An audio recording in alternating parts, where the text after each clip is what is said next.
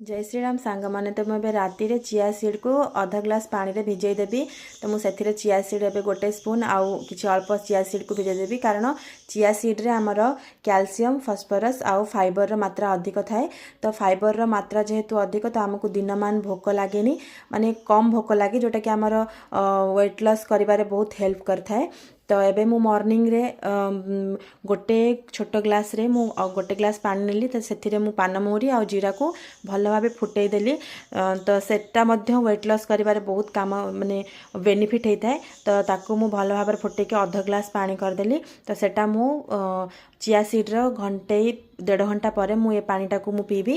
तापर मु आसीगली मोर अमृतभंडा काटिया पाई कि कारण मु अमृतभंडा ही खाइबे आज ब्रेकफास्ट रे। तो सेति कि मु अमृतभंडा को काटिदेली। तो चलतु एबे मोर पूरा मॉर्निंग रो देखि दियंतु चिया सीड आउ जीरा आउ पान मधुरी रो पानी आउ अमृतभंडा